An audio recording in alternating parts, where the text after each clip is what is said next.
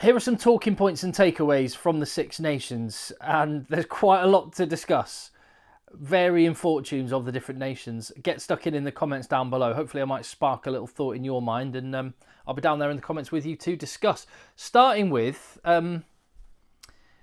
well, I've got this picture here of, you know, that scene in the Rocky, one of the Rocky movies, the one where Sylvester Stallone is talking to his son and he does that speech. It ain't about how hard you hit, it's about how hard you can get hit and keep moving forward. Well, I've kind of replaced the faces for Andy Farrell and Fabien Galthié because both France and Ireland, two favourites for the Rugby World Cup, the hosts and the world number one team going into it, both suffered heartbreaking quarter-final exits on that incredible weekend in Paris. But the two nations have dealt with that disappointment very, very differently. Ireland rolling on, France imploding. And I don't know why this little speech popped into my head, but if you replace some of the words in the speech with the Rugby World Cup, then you've got Andy Farrell saying to Fabien Galthié, nothing hits harder than getting knocked out of the Rugby World Cup in heartbreaking fashion in a quarter-final. It's about how hard you can get knocked out of the Rugby World Cup and keep moving forward. How much you can take and keep moving forward. That's how winning is done. You've got to be willing to take the heartbreaking exit from the Rugby World Cup and not point fingers saying you ain't where you want to be because of him or her or them. Cowards do that, and that ain't you. That is how Ireland have approached the disappointment back in October, by rolling their sleeves up, believing in the journey that they're on, getting tighter, if anything, as a group, and the juggernaut goes on with the ultimate goal in mind. And enjoying it on a day-to-day basis and a year-to-year basis and not making it all solely about the Rugby World Cup. It feels like Fabien Galthié had everything on the Rugby World Cup. Feels like France as a country, as a rugby nation, which has got so much going for it. The top 14 is amazing. The players they've got are incredible. The crowds and the fans and the atmosphere and the stadiums are all amazing. Everything is in place. But it felt like they put so much emphasis on this Rugby World Cup and they have not recovered and they are not dealing with it in the right way. And Ireland are showing the way forward. And it's interesting to point out when you talk about Fabien Galthié, well, there's the players after the World Cup exit. You understand that feeling. You understand it's going to take a while. Ireland players were exactly the same. Crestfallen. But they've just dealt with it much more maturely. And I kind of have to think that the men at the top, I think this with every job I've ever done, every boss I've ever had, the company or the radio station that I work for or whatever it is, always ends up ultimately over time resembling the boss. And Andy Farrell is stoic, calm. I mean, drive standards very high, but he's calm, composed, understands when to put it. Just got good interpersonal skills and stuff. Fabien Galthié lives in the extremes a little bit more. He's hot and he's cold, and he's incredibly articulate when he talks. But then he can be, by all accounts, a real he can be a very intense guy. And it just feels like France are living in the extremes and Ireland are just kind of metronomically keeping on. And I think that reflects Andy Farrell and Fabien Galthié. It's interesting that Fabien Galthié has lost his right-hand man, Raphael Ibanez, in slightly controversial circumstances as well. Bit of a fallout, I believe, may have been behind that. Brother-in-law of Ibanez said something on telly in France, and that may have rattled some cages. And then Galthié has also lost his S&C coach. He's gone to Bordeaux, and I forget the names now. Apologies, but two of the coaches, including the forwards coach, who've both gone to Stade Francais, who are both top of the French top 14 currently. So the backroom staff have gone, which I think has actually thrust Galthié front and centre a little bit more and may have exposed the limitations or weaknesses that he has. I think Raphael Ibanez was like the in-between man between the players and the coaches, and losing him seems to be massive because the same players that were incredible a few months ago are not looking where they are. So that's going to be an interesting one to watch. And you compare it to Ireland, and this will lead me on to talking about England and other countries, is it says everything about where Ireland are at, that a player can come in, with all the expectation and pressure that is on Jack Crowley to perform, to do what he's done, to slot in so seamlessly after a generational talent like Johnny Sexton, who seemed irreplaceable for so many years, Jack Crowley to have taken that 10 jersey and made it his own in the way that he has over these 3 games has been seriously impressive. Should not be underestimated what a tough job that was for Jack Crowley to do, and he has just taken to it, and that tells you everything in contrast to France about how settled and how purpose-driven and how focused the Irish squad are, and it's to be admired. And that especially makes me think, well, also just on the double Grand Slam, back-to-back Grand Slams, did a little bit of digging on the data for this. Now, I know back-to-back Grand Slams has never been done in the Six Nations era. Towards the end of the Five Nations era, France managed it in 1997 and 1998. Before that, England did it once in 92. But then you have to go back to like the early 20th century to get the others. So it's only happened twice after World War II. And the most recent one was France in 1998, which is now, a bit of quick maths, 25 years ago. It's a long time, 26 years ago. It's been a long, long time. That needs to just highlight what a special thing it would be for Ireland to manage it. Just because other teams aren't playing very well, it should not go over, it should not be underappreciated what a massive task it will be if Ireland can deliver back-to-back Grand Slams. And actually, I had this conversation yesterday on the podcast, on the Egg Chasers podcast that I do, and I think it was a good point, that back-to-back Grand Slams should really be considered the ultimate Grand Slam, because you have to win 10 games and beat everybody home and away. So Ireland are on track, looking very, very good.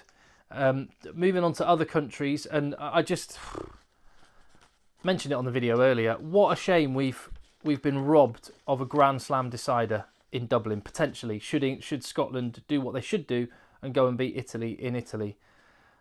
That would have been something very special, wouldn't it? Now, I think Ireland would be favourites. I think Ireland would back themselves to win the Grand Slam in Dublin on St. Patrick's Day weekend.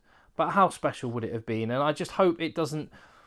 I hope with things as they are, it doesn't kind of fizzle out. We've got a potential wooden spoon decider between Wales and Italy, potentially.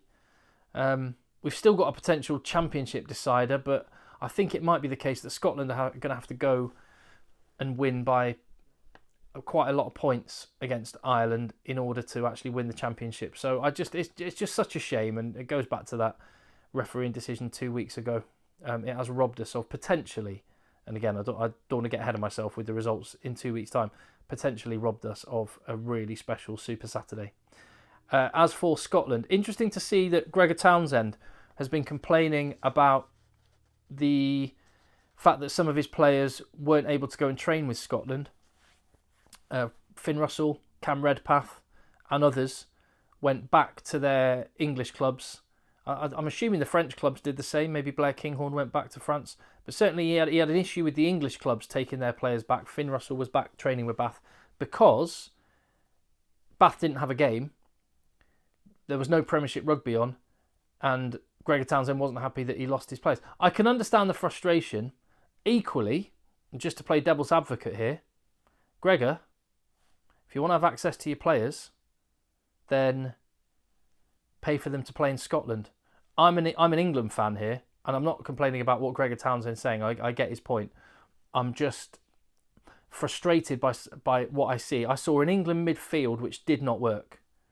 And as I've said before, the number of spots in the English Premiership, which the amount of money in the English Premiership which is being used to fund the players for other countries, often to the detriment of English players who could go and represent their national team, giving them the experience that they need to go on and do it.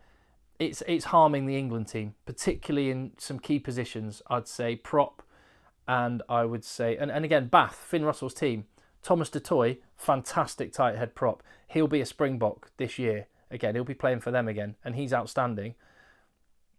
But that's paying whatever it is, £300,000 to hothouse a South African prop, and there's no England prop in his place. Same goes with Finn Russell. £1 million of money that an England club can spend on players to develop their national players is being used to and that's money that the SRU does not have to pay to keep Finn Russell. So I think Gregor Townsend just needs to back down a little bit on that particular argument, although I understand his frustration. Actually, my frustration more so is, how are we in a situation where we're having to play players out of position because England, for example, don't have any 12s that actually wear a 12 jersey, or not very many of them.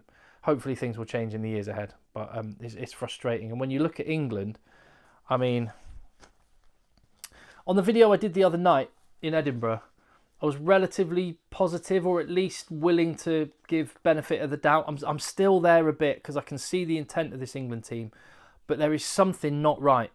And with a bit more reflection on it, I just find it incredibly frustrating. I think my best guess is that this team are a bit overcoached and shackled by data and detail and analysis, and they just need to be let free. I almost want to say to them, I want you just to play like you did when you first fell in love with the sport. Like, just connect them with that, because I think Steve Borthwick, I'm happy that he's the right man and he can do it. I think he's got a good rugby intellect. He's got international rugby experience. He's won the Premiership. He's a good guy. He cares a lot. I wonder if he's just doing too much analysis, too much data, too much box ticking.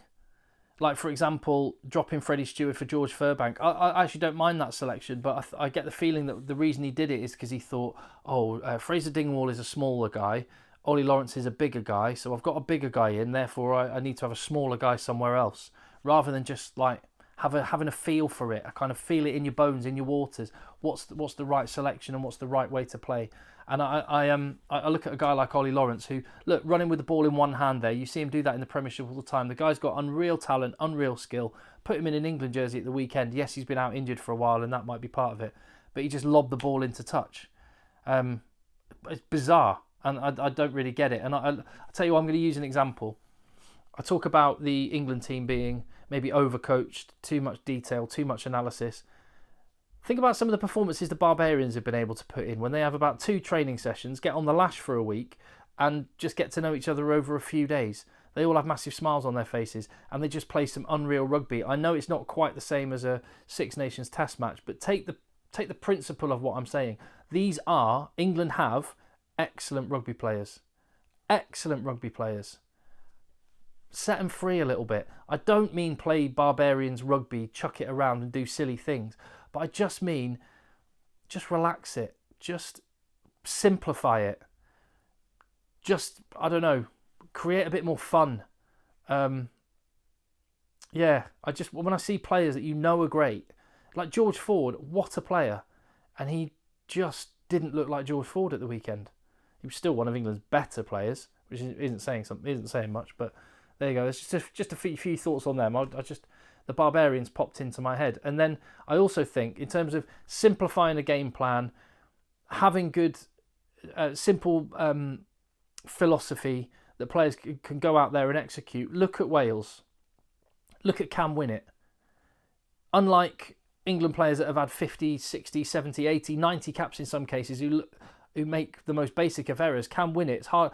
He hasn't even played 10 senior games, and he's out there on an international stage looking the part in the Six Nations, and I think that comes from an environment that you create. And Warren Gatland, one thing he's great at is just those people skills, those man management skills, and I think he's just simplified things for Wales. He's accepted the limitations they've got. They're owning those limitations, and they're going, okay, well, I'll tell you what, let's just go out and do this. Let's be really hard to beat. Let's try and keep our penalty down low. Let's put in our tackles. Let's get off the line. And when it's on, let's have a go. No fear. So I think if England could look to Ireland, Look to Scotland, look to Wales, look to the other teams in the Six Nations, and just take a little note of what they're doing and apply it. And I just think I'll be in a better place. Italy finally. Look at Michele Lamaro's face. He's got one hand on that trophy, and he's just thinking, I should have both hands on this trophy. This strange, bizarre, weird trophy. I should have my hands on this. What's that? Is that the what's it called? The Garibaldi Cup or trophy, whatever. Yeah, gutted for Italy. I mean, it would have got people stopping questioning them on, or at least for the time being, on, you know, come on Italy, you've got to be good soon. And it would have been such a great weekend and such a great statement, because beating France in France after their under-20s team beat France as well, 23-20 the under-20s won, and the world champion France under-20s as well. That's a big statement. It could have been some weekend for Italy. Not quite there. There we go. There's a few thoughts, a few starting points for conversations, a few reflections that I've got from round 3 of the Six Nations. Where's your head at? What are you thinking? Just on, I suppose the main things I've talked about is on a coaching and philosophical level. That's the main thread of this video, is what Ireland are doing so well, what France and England are doing so badly, and maybe even how Warren Gatland is doing things and could help the other nations that are struggling, the big, powerful nations with all the money and all the player resources, which are currently misfiring, being England and France. Anyway, there's my thoughts. What are yours? Down below. Hit subscribe. See you on the next one.